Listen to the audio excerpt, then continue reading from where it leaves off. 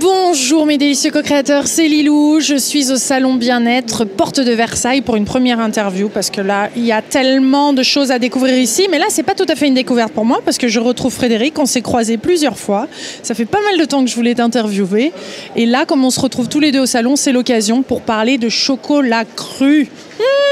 C'est fève, là on a une fève, on va parler de l'impact du chocolat cru, comment tu es venu au chocolat, comment tu as découvert tout ça et même la nourriture crue puisque ça démarrait de là, mais de parler de cet impact parce que moi je ressens que ça me fait de l'effet sur l'âme, mon âme réagit quand je mange du bon chocolat comme ça, du chocolat cru. Pourquoi ? C'est quoi le deal avec le chocolat ? Parce qu'on l'utilise dans des cérémonies chamaniques, moi j'ai moi-même fait des cérémonies de cacao. Parle-nous de l'histoire du chocolat pour commencer. L'histoire du chocolat, Cortés et de... Voilà, alors comment il a été découvert, parce qu'en fait ça fait des milliers d'années qu'en Amérique latine, puisque c'est là dont le cacao est natif, en Amazonie en particulier, on consomme du cacao depuis très longtemps, mais pas du tout sous forme de chocolat. Ouais. Le cacao, c'est Therobrona, c'est la nourriture des dieux, c'est une graine qui est vraiment, on va dire, connue des chamans et qui est utilisée essentiellement par les chamans dans des cérémonies. Sous cette forme-là, on va dire. Sous cette forme-là, après ça va être sous forme de boisson, mais ça part du grain en tout cas. Ouais. Ça part vraiment du grain qui est broyé, qui est mis dans des préparations, qui est cru, qui est a priori là, à l'époque légèrement toasté, mais c'est pas une torréfaction, c'est légèrement toasté parce que ça permet d'enlever la peau plus facilement. Mais en tout cas, il n'est pas torréfié comme il l'est aujourd'hui. Donc en fait, effectivement, on ne connaît pas le cacao quand on connaît le chocolat, puisque le cacao qu'on connaît industriel, c'est la graine de cacao qui a été brûlée. Donc quand on brûle un aliment, les torréfacteurs eux-mêmes le disent, qui détruisent en gros 80% des nutriments. Donc quand on consomme du chocolat, on ne consomme pas du cacao. Ce qu'on propose avec le chocolat cru, c'est effectivement d'aller consommer le chocolat au plus près de sa forme originelle.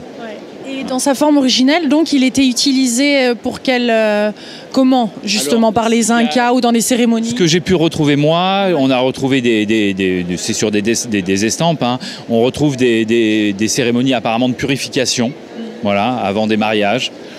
Mais surtout, c'est utilisé en fait pour ouvrir l'esprit et le cœur. Ça donne la pêche aussi. Voilà. Ah oui, et l'énergie, pardon. Alors ça, c'est pas une consommation chamanique, ça c'est vraiment une consommation des Indiens, c'est de manger des grains de cacao, en particulier les chasseurs en fait faisaient ça, parce que ça permettait d'avoir un aliment très énergétique qui prend en fait très très peu de place. C'est-à-dire que là, si vous mangez 10 grains comme ça dans la journée, 10-15 grains, voilà, vous avez vraiment beaucoup d'énergie, quoi. Mais par contre, je ne recommande pas de le faire dans le quotidien ici, il ne faut pas manger plus de, on va dire, 5-6 grains par jour. Tu as déjà fait des cérémonies, toi, de cérémonies de cacao comme ça, et t'en organises même ? Oui, alors celles que j'ai reçues ne sont pas celles que j'organise. Celles que j'ai reçues étaient vraiment là-bas avec des chamans, avec des quantités de cacao très importantes.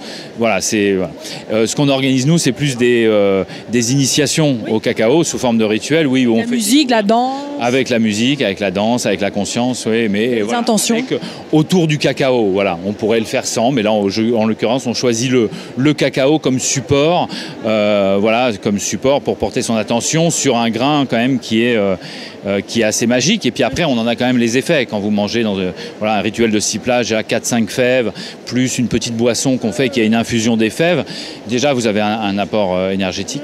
C'est une expérience sympa d'initiation. Ça s'appelle comment ça, si on veut retrouver ces soirées ? Alors ça s'appelle Tribal Dance. Voilà, ou Ritual Cacao, on trouve ça sur Time is Art. Voilà, c'est une association que j'ai avec mon ami Jean-François Carotte. C'est bien de le mentionner, en plus là on est parti sur le chocolat. Et donc toi tu étais sportif, dans quel domaine ?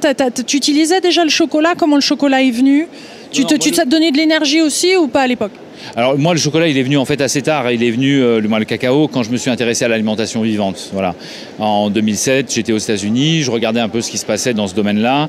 Je m'y intéressais à titre personnel et assez rapidement professionnel. Et donc j'ai expérimenté beaucoup de choses dans l'alimentation vivante, dans l'alimentation crue. J'ai mis au point un certain nombre de produits, de recettes, de protocoles, d'enseignements dans ce domaine. Et j'ai travaillé sur cette matière. Et puis j'ai été aspiré en fait. Du coup, je fais plus que ça maintenant. À temps plein, le cru. Et pourquoi alors, tu nous as expliqué un petit peu le cru et que tu étais déjà dans l'alimentation crue, mais là, quand on parle de chocolat, ça implique quoi, le cru ? Du chocolat cru, c'est quoi ? Alors, le chocolat cru, c'est que la fève... Raw. La fève n'a pas été torréfiée. Habituellement, les fèves de cacao sont torréfiées. Et ensuite, c'est broyé à chaud pendant 2 ou 3 jours. Nous, on ne torréfie pas les fèves. À la place, on les fait fermenter de manière spécifique pour à la fois élever leur potentiel nutritionnel, énergétique, aussi les assainir bactériologiquement. Et ensuite, on va les broyer à froid pendant 2 jours avec des meules en pierre. Et on va ajouter en fait que des ingrédients qui sont choisis aussi pour leur excellence nutritionnelle et gustative. Donc ça va être que des sucres complets, des sucres avec des indices glycémiques assez bas, ou du sirop d'agave, du miel, du sucre de noix de coco. Et on remplace aussi tous les produits laitiers par des végétaux. Donc on remplace le beurre et la crème par des beurres et des crèmes de végétaux, d'oléagineux. Du style noix de cajou, amandes, olives, sésame, coco. C'est ça, c'est qu'en fait, après, ça a commencé par lequel? Parce que je suppose, maintenant, il y a toute une gamme et j'en ai goûté pas mal et je les trouve absolument excellents. Mais c'est vrai que ça démarre par une création. Par le plus simple, je ne sais pas si on le voit à la caméra. Non, on ne le voit pas à la caméra. Donc ça commence par prendre une fève, la broyer, enlever la peau d'abord, et ensuite l'intérieur, le broyer avec une meule. D'accord ? On peut rajouter à ce moment-là un peu de sucre. Et on crée effectivement le premier chocolat, qui était une tablette où c'était juste du cacao broyé avec un peu de sucre. C'est tout. Il n'y a aucun autre ingrédient à ajouter. Il n'y a pas de lécithine. Le porc intègre super bien. Voilà. Et en plus, c'est du sucre qui vient de la même région. C'est du sucre de canne qui vient de la même région. En général, je fais en sorte que les produits viennent de la même région. Là, je viens de faire une tablette avec du chocolat cru de Bali. On a pris du sucre balinais. Voilà. Donc, on fait ça. Et puis ensuite, ce qui m'intéressait, moi, c'était ça, c'est extraordinaire. Ça, le chocolat autour de la fève. Une fève d'un peu de chocolat. Voilà. C'est une brillante idée. Et après... On retrouve aux États-Unis aussi. C'est ça, en fait, c'est qu'il y a des idées aussi qui sont prises de là-bas dans le cru. Ça, je ne l'ai pas vu aux États-Unis à l'époque. Ça existe peut-être maintenant, mais à l'époque, j'étais dedans. Et après, ce qui m'intéressait, c'était de faire des chocolats au lait sans lait, en fait. Puisque... Chocolat au lait sans lait. Elle est bonne, celle-là. Pardon. En tout cas, sans produits laitiers. Ce que j'ai expliqué tout à l'heure, en remplaçant les oléagineux, en remplaçant le beurre et la crème par des oléagineux et des huiles de première pression à froid. Et donc ça donne des truffes en fait, c'est comme des truffes. C'est ce que tu as goûté tout à l'heure. Ça je l'ai goûté, mais je la regoute parce que c'est tellement bon. C'est excellent parce que ça éclate dans la bouche et il y a plein de petits niveaux. Des petits éclats de cacao à la fin pour venir croquer. J'ai l'impression de manger un nuage d'extase et de bonheur. Ça devient une drogue, ça, faut faire gaffe. On devient un croûte, ça, non? Alors, oui et non, en fait. Ouais, on l'entend quand même un petit peu. En général, les gens, quand ils commencent à manger ce type de chocolat, ils reviennent pas... Parce que là, ça a du goût, ça explose en bouche. Après, en général, ça passe assez vite, le côté addictif, parce que c'est tellement nourrissant sur tous les plans qu'en fait, les gens se raisonnent en fait, assez rapidement sur ce type de chocolat et mangent des quantités assez faibles. Et toi, le cru, tu manges cru dans ta vie? J'ai mangé cru à 100% à une époque. Maintenant, on va dire que je mange cru à 80% quand même. Mais voilà, j'exclus pas certains aliments cuits. C'est bien de trouver le juste milieu aussi entre tout ça, de se faire plaisir. Là, c'est clair que ça implique un certain prix. C'est cher d'acheter des chocolats comme ça. On ne peut pas tous se le permettre. Mais c'est une gâterie, j'ai envie de dire. En tout cas, c'est un moment de plaisir. Et c'est pas tous les jours non plus. Ou c'est pas quelque chose c'est quelque chose qu'on s'offre. C'est comme prendre soin de soi, j'ai l'impression. C'est ça. Oui, c'est vraiment un soin. Pour le coup, c'est vraiment prendre soin de soi que de manger ce type de chocolat. Mais assez rapidement, le prix il est plus évoqué en fait par les clients. Déjà parce qu'ils en mangent en fait peu. C'est hyper rassasiant. Tu vois, ça appelle pas. Il y a pas le gras, le sucre qui vient en redemander. T'as pas envie de manger toute la tablette? Non.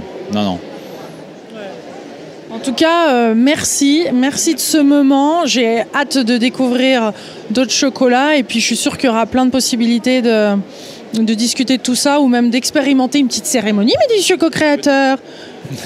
Absolument. Ça s'appelle Le Grand Cru, on le retrouve sur Internet aussi? Ça s'appelle RAW, R-R-R-A-W, et Le Grand Cru de chocolat cru, on nous retrouve bien sûr sur Internet, dans des magasins bio et sur notre site, salon, notre blog.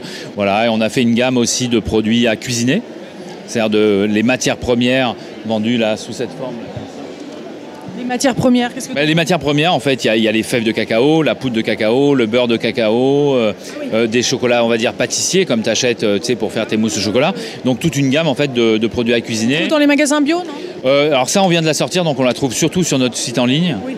Et du coup, on poste aussi, nous, des recettes crues ou pas crues, essentiellement véganes, mais des recettes, voilà. Sur le site, sur Facebook? Sur le blog, oui. Par le site, on arrive sur le blog, et là, il y a des recettes, voilà. Génial, merci beaucoup. Merci. Gros bisous mes délicieux co-créateurs. Merci d'avoir écouté cette vidéo. Faites passer le chocolat. Ça connecte. Bisous.